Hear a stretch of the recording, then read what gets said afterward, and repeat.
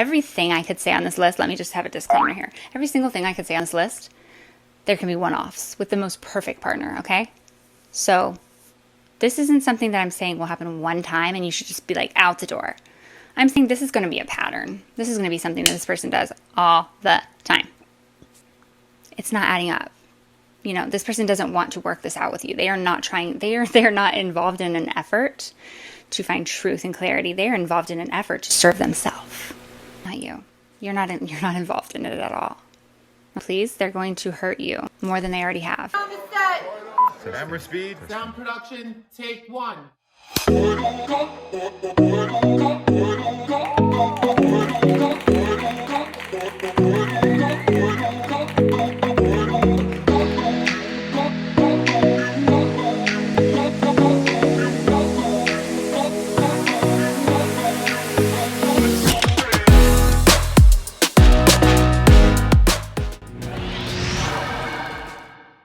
Hi, welcome back to Listen Lissa. I'm your host, Alyssa. And today we were going to go into the fearful avoidant attachment style. However, I changed my mind. The audacity. So we're not going to do that today because I watched one of my old videos and I saw that I said that we were going to go over a different topic weeks ago in one of my next videos, and then I never did it. Bruh. I revisited that and I was like, oh, I wanted to do that topic. So I'm going to go back to it now. And the topic is how to know if you are being triggered by elements of your past or if you're being mistreated in the present. Woohoo! Because this is often a question that I've had and then often a question that I see other people have. So I'm very excited because I know the answer. I love you, I love you, I love you, I love you, I love you like la la la la la la la la. Do not know the answer to this question, and this was a problem. Here's the scenario. Where does this confusion come up? You're in a long-term relationship.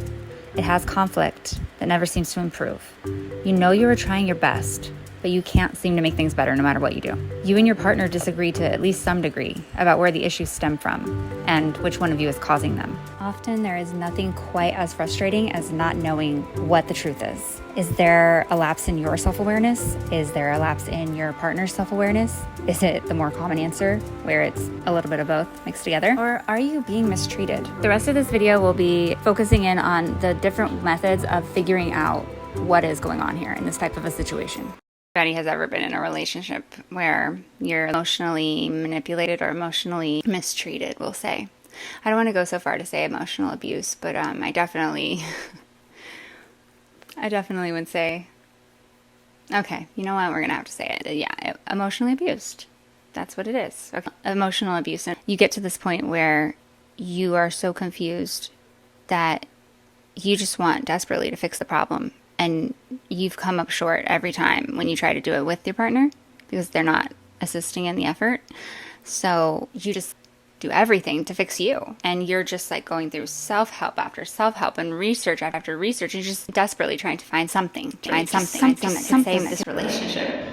Before I dive into these 10 methods of how to differentiate between whether or not you might be engaging in some behaviors that are subconscious that you're not quite aware of, or maybe your partner is mistreating you, I want to say this.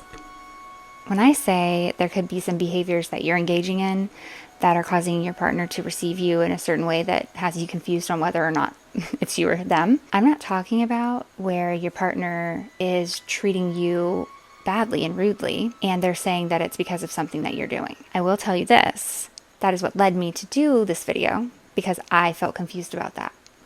However, I'm going to let you know that there's no situation where we're going to lead to that outcome in this video, because that's never okay. There's a saying that goes, usually the most obvious answer is the right answer, and I think that applies in relationships. So if someone seems like they're mistreating you, and it seems like they're being mean to you, and it seems like the things that they're saying as the reasons why they should be being mean to you don't seem to add up and don't seem right to you, it's probably because you're onto something and you're right, and your partner probably is mistreating you. So I want to differentiate this right now before I even start the 10 methods, okay?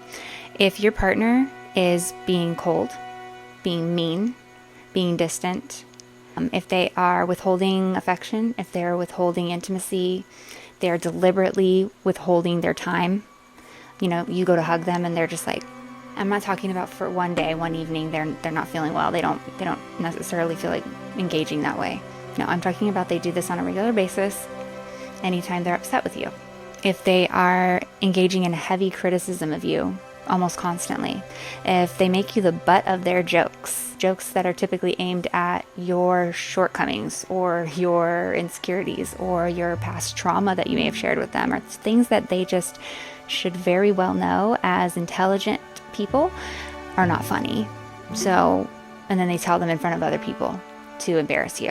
And then when you don't laugh and you're upset about that, they tell you that you don't have a sense of humor, and like they didn't realize that you couldn't laugh about things, and like they won't try anymore. They just like know who to laugh with their friends and not you, not include you in it. I don't like that one. I really don't like that one. That might have happened to me lots of times. Other forms of mistreatment that you can think of that are just rude, meant to demean you, meant to upset you and hurt your feelings. Rest assured that there is no amount of anything that someone can come up with that you are doing or not doing, or saying or not saying, or living up to, or trying hard enough for, or any of the sort, that would warrant that behavior or justify your partner in regularly engaging in that towards you. That's not what people do when they love you. No. This type of behavior is meant to put you between a rock and a hard place because it gives you no way out. Because just based on what they've decided is you falling short or you not living up to something, they've decided that they can now treat you badly. And this is absolutely 100% the definition of emotional abuse. You're being emotionally abused. They've decided that they are allowed to abuse you based on some judgment call they made about how good you're supposed to be at something for them.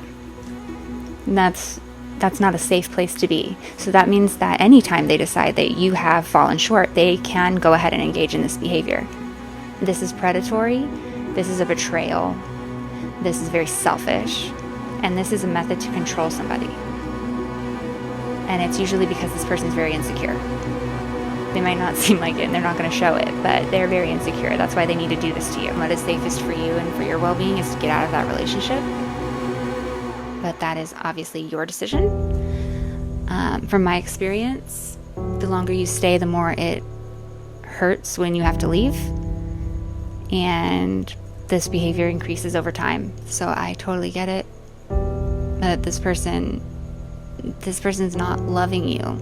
They're not treating you correctly. And it's very sinister. It leaves you with such residual pain to know that somebody not only was mistreating you, but also wanted you to feel like you deserved it. It's painful. It takes a toll over time. You might go through a bit of a conundrum where you're just like, is it me? Is it? Because if it is, I would love to know. Or is it them? And so I put together a list of 10 ways that you can check in with self and try to figure out some answers about this. All right, so number 1, self-reflection. Okay, so it sounds very simple, straightforward. Yes, sometimes this step will be a given. You would have already maybe exhausted this step. But just in case, I'm going to put it out there. Definitely need to do some self-reflection and consider whether your partner is doing any self-reflection as well. Mention it to them. Say, I think that we've been disagreeing a lot, and I think that we both kind of feel like I have a point, you have a point, we're not being able to see eye to eye. I think we would both benefit from a bit of self-reflection. and if they are agreeable to that and they're like, Yeah, that seems reasonable. Let me try that.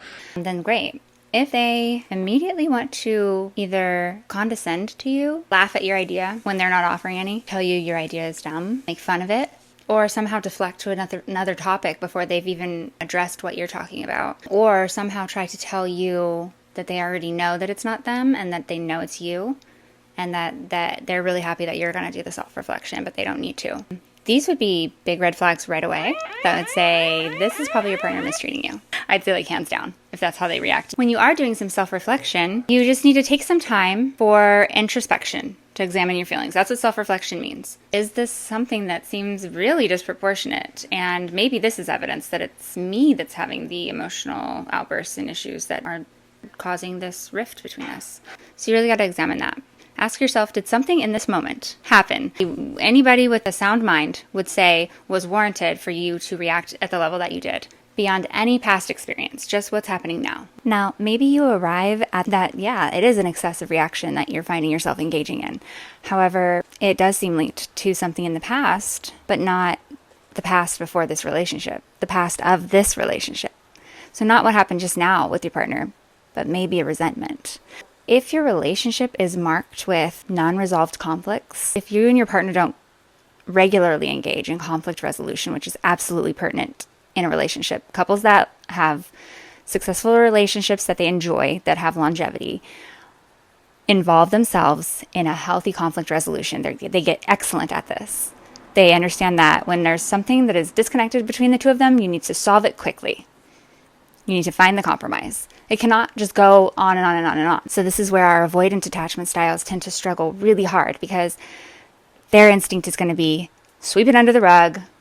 Don't go near it. I don't want to talk about that. I don't want to delve into that. They're going to run away. They're going to do all these different little patterns of getting away from that conflict because they don't want to deal with that.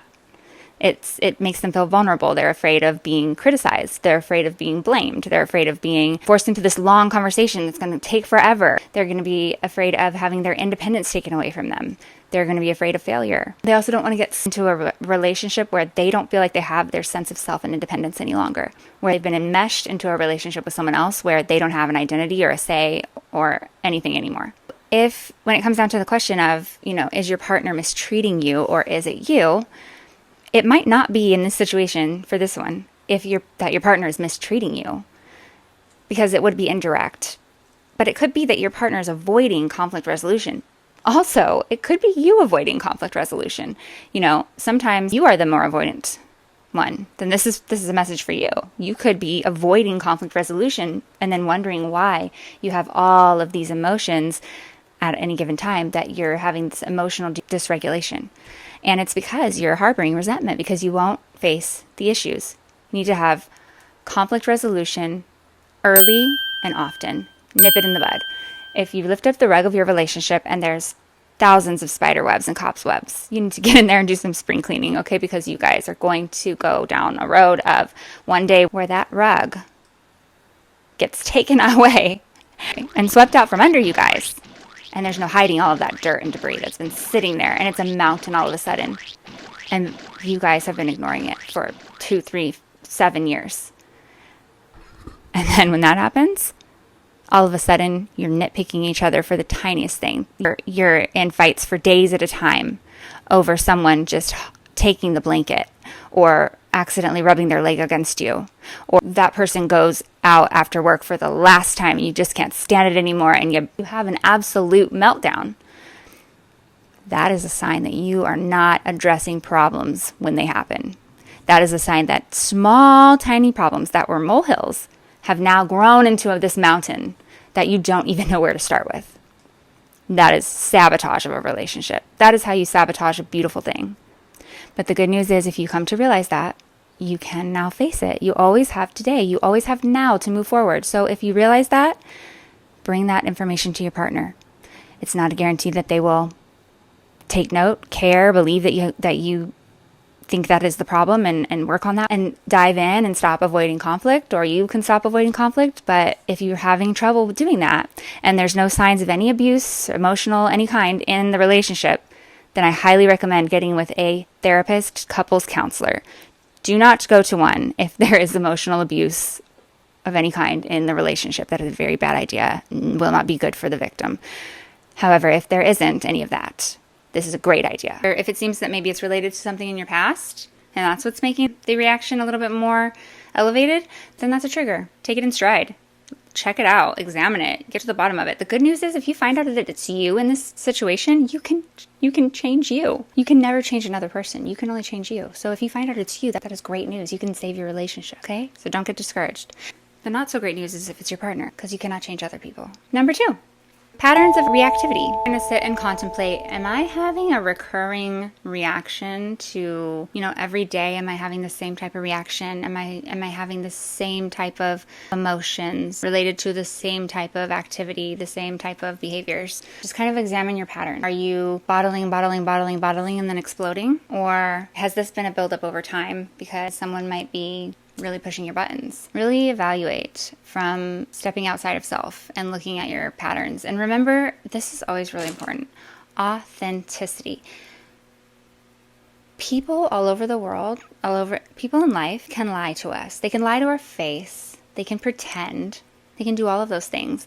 And we can never be certain. So that is always a barrier between you and other people that will exist. That is a bit concerning, it sucks that you can't be sure. But you have a gift with yourself that you can always be sure if you are telling the truth or lying to yourself. So in a sense where you want to reach an outcome that is healthy, happy, and is the best for the situation, best for you, best for your partner, best for everyone, you're going to seek honesty and authenticity with yourself, even if it means you were wrong and you were behaving badly and you have apologies to make. If you still don't want to do that when that's the right thing to do, you're keeping yourself in misery. And it's going to catch up with you. You might think that you're saving yourself, saving face for now. There's no rewards in being right. Like, who cares? I wish that I were not right in a lot of situations so that I could just admit fault and fix my part, and then everything would be better. Because that's all I wanted. I don't care if it meant that I was not right. I don't care. It's not about being right. That's a weird human obsession that we have. That's like, it's just this like incessant need to like stick to what our thought process was and like prove that we weren't incorrect. That keeps you from so many things that could really help you grow. So throw that out and really examine yourself. That will help in this process, okay? And just hope that you have a partner that will do the same. So in one of my relationships from the past, I won't say which one, I'm not going to say any names, but I was in a situation where up to that point, everything had been so wonderful and just so supportive and so different than any other relationships I'd ever had before in the past. And I found this person to be more than just a partner. I found them to be a friend. And when things started to kind of like turn and we were having arguments and I was getting distance that I didn't understand and I wasn't being able to get to the bottom of it. It seemed like I could never get to the bottom of the issue. This person, my partner, they would say that it was something about me. It was something that I did and I did something wrong to deserve it or to make it happen, which in that case I would have apologized, which I apologized for many things that I didn't actually do. And then I would offer possible solutions, or I would immediately enact solutions of ways that I could change myself, thinking that was my friend, that was someone who cared about me. So I took it to mean that he must be right. His feelings are his feelings. And if he feels that way about what he says happened, I mean, those are his feelings. So I took them at face value and I would break myself trying to do better. After a while of this happening, though, and it never being a possibility that I was able to be recognized that I was doing better because I was never actually plot twist doing anything really that wrong. That's not natural mistakes in life and just like natural misunderstandings, missteps, miscommunications, totally innocent things. Little bumps and things that you work out in the very beginning that you sort out as to how you guys view it. I was always ready to listen. I was always there to work on it. And I kept hitting a wall of it never improving. And it was then that I started to feel so frustrated with myself that I went, you know what? It's got to be maybe not me. Because I've tried everything. And I'm very coachable. I'm very empathetic. I'm extremely empathetic. I'm a good listener. I can take constructive feedback. So as time went on and I continued to try to bridge that gap and better understand this person, better dedicate my time to this person, ask this person to explain themselves in a different way. Maybe I wasn't getting it. Maybe offer some solutions. Try any way I could possible to reach this person, help this person to understand that I want to make this work and that it's honestly starting to wear on me and hurt me the more that they act like I'm constantly in error. Over time with that, it took a while. It took a long time, long time for me. I don't have a short fuse. I don't. I have a very long fuse for love. But eventually, after a period of time, I stopped reacting with so many tears. I started reacting with a lot more standing my ground. And I started reacting with a lot more anger. I started to react volatilely. And I started to really despise my relationship. And I knew that I didn't despise my partner because I love him. I had dismissed so many red flags from the very beginning that were blazing. If I had been less wrapped up in the love storm, then I probably would have noticed them really easily. And I did notice them, but I excused them away. And I made up reasons why that happened. And I just did that in a series of events until, we moved in together, and then we were just completely nearly strangers at one point in the same house. And it was horrific leaving that. Because I told you, I am previously anxious, preoccupied. In that relationship, I actually changed over. That's how much trauma was in it. I changed over to a fearful avoidant, and both go through very intense breakup stories. If somebody is willing to let you go to that level of suffering and pain and turmoil, and you've shown to them that how much it's affecting you, and they're willing to let that continue at your expense, they're not just going to open their eyes and go, Oh my gosh, you seriously? Oh, I never knew. when you showed to them the obvious evidence and proof that they've been mistreating you, that they just aren't accepting accountability, and voicing your needs to them goes nowhere. And deflection and distraction and procrastination are the name of their game. It's really hard to know when to put your foot down and say enough is enough. This person's not going to get it. They weren't the friend I thought they were. And it's time for me to straighten my crown and, move along my merry way for the next person who can appreciate me and actually see me for what I truly have to offer and appreciate all these efforts that I would put in, because GD, I worked my A off, okay? And that's on period. I really did. I give my all. I give my all in relationships. The fact that he would say I don't was just, I was baffled. I was baffled. It made no sense. And I just had to know that it wasn't true. And that's how I got through that. Number 3, communication with partner. This one should tell you a lot, okay? If you have a partner who truly loves you and wants the best for you and wants the relationship to last with you, they are going to communicate with you. They're going to make efforts to communicate with you. They're going to listen when you communicate with them, as long as you're doing it kindly and gently and having a genuine nature about it. And only you can assess that.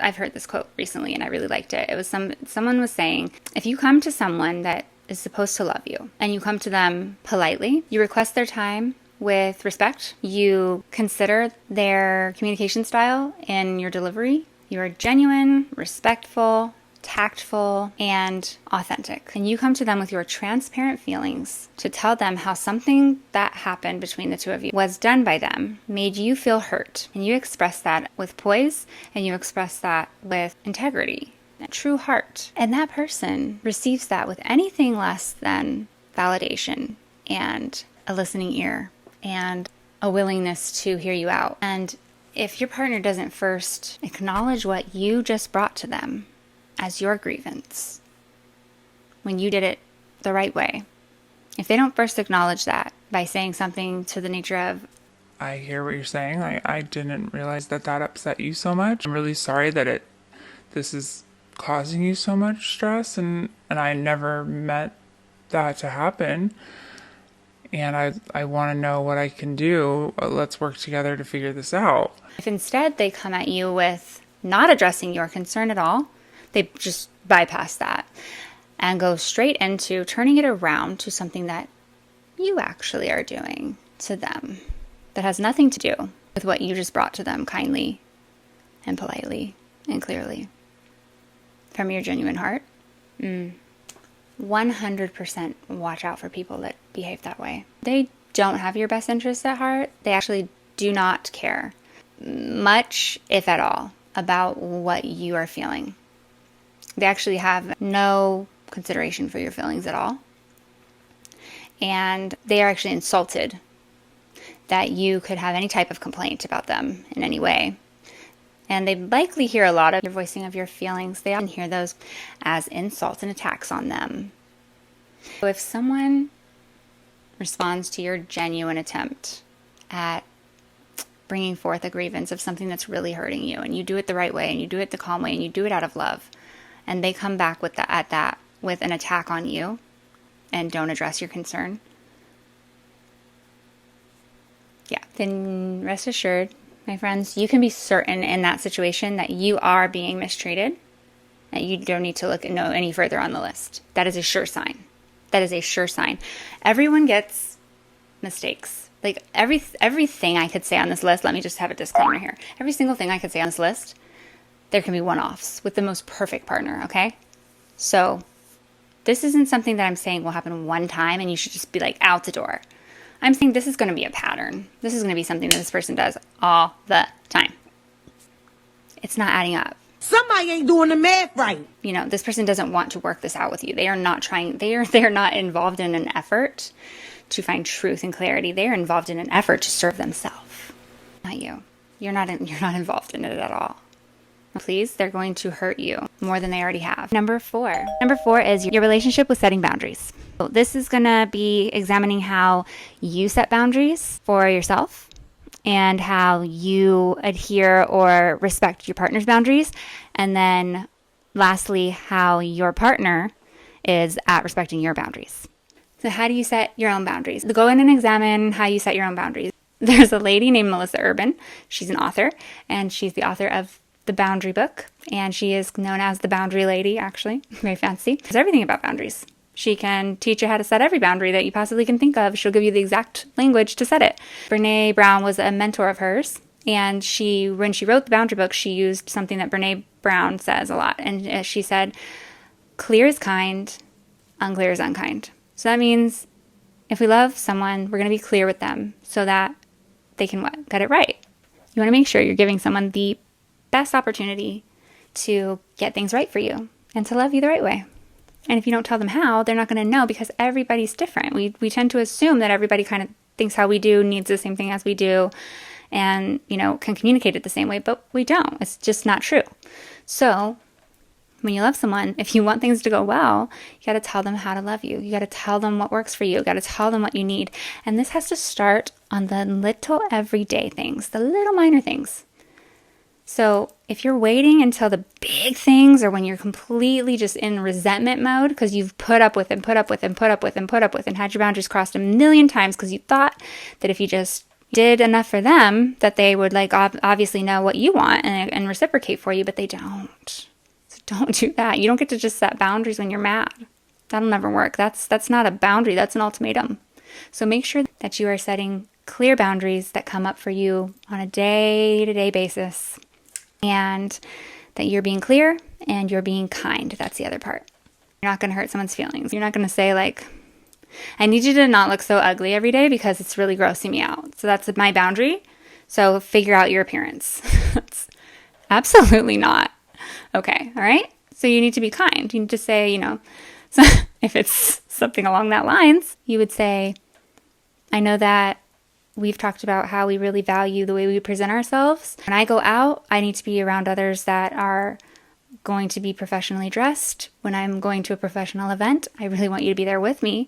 So I just want to let you know that when we go to a professional event, I need you to wear a tucked-in shirt. Otherwise, I can't take you to the event with me. And I really want you to be there with me because I love going with you. So, want me to help you pick a nice shirt for the next time? Something like that. Not, that shirt is freaking ugly. You're not going anywhere with me like that. So get it together or I'm not taking you. You will wear a nice shirt to my... Ma'am. If you don't want someone to walk with you every day and they just are assuming they can walk with you every day, like a neighbor or something like that, and you want some private time, you're not going to go over and be like, you're really annoying, stop walking with me every day. You have to be kind. So just be very clear, but be kind. But not abrasive, but to the point, but nice. I hope that makes sense. Okay, Now your partner. How are you at listening for your partner's boundaries, encouraging them to set their boundaries, honoring their boundaries? How are you at that? Because I'll tell you what will happen sometimes in the power struggle stage of a relationship, which is the toughest stage that you'll go through in your long-term relationship. You can get past that one. You're not necessarily like home free forever, for sure, but like you're over the top of the hill. It's a hard part of the relationship. A lot of resentment can exist there. So a lot of times if one partner maybe is not ever getting their boundaries respected or their needs met, then they might do a little, I'm not saying that it would be the mature thing for your partner to do or like the best way, but it very well could be happening and it is not uncommon. So I would definitely look inward and ask yourself, how well are you being mindful and paying attention to the boundaries that your partner sets? Does your partner set boundaries? Do you guys need to talk about doing that better? This is a really important part of relationships. We can't really expect our partner to be respectful of our boundaries if, we're not respecting theirs. So it's got to go both ways. How is your partner respecting your boundaries? So if you said in number 1 that you are setting them, you are putting them out there. Examine how well they adhere to them, follow them, and respect them. If this is a relationship where this is going well, then it means that you both set daily, small level boundaries, such as who does the dishes or take care of the home, how much free time each of you need, how much independent time, how much time you guys spend together, things like that. Then you would have individual needs as well that you would talk about and individual boundaries. Like, for example, I become nearly homicidal if I hear someone's mouth chewing. So, hard boundary. Do not ever chew near me. You need to go in the other room.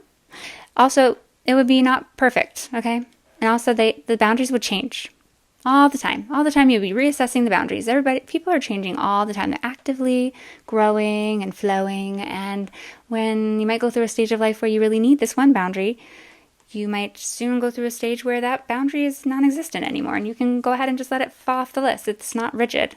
And also, people don't have to be perfect all the time. They don't have to be sentenced to like jail if they disrespect your boundaries sometimes. What a partner who cares about you, respects you, and loves you will not do is repetitively violate your clearly spoken boundary over and over and over and over again, blatantly. Okay, so I'll tell you how this looked in my relationship. So there were certain things that I wasn't great at setting boundaries in the beginning. I hadn't learned about boundaries yet.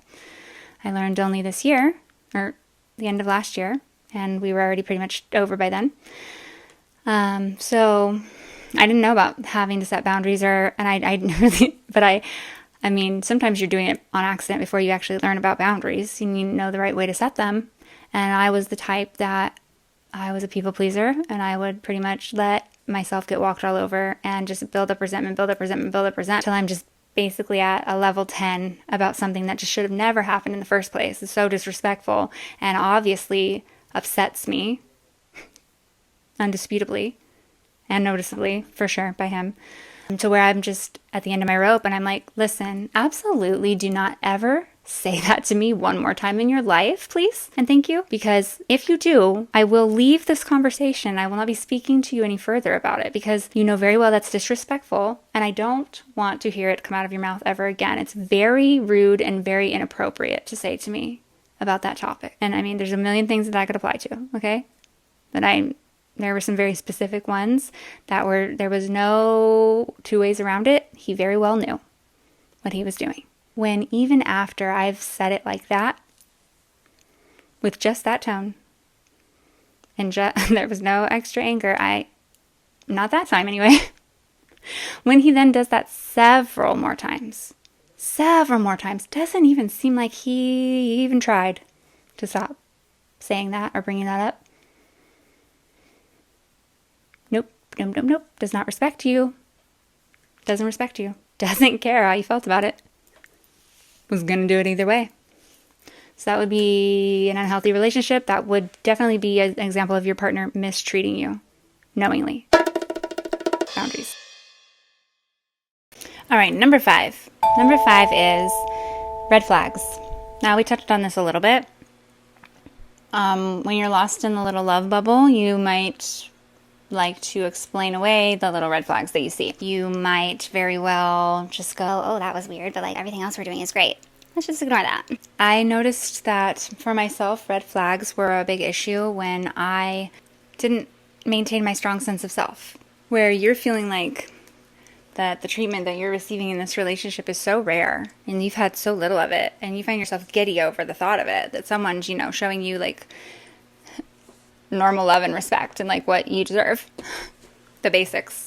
You may want to challenge yourself to a little bit more personal growth on the side to help you make sure that you can maintain self-value. Coming up on part 2 of Listen Lissa. And now I'm very curious because I was never very empowered to talk very much about this because I was ashamed of it. So up until my most recent years, I haven't gotten to really dive into this at all because I was hidden and it wasn't something that I felt comfortable enough to talk about.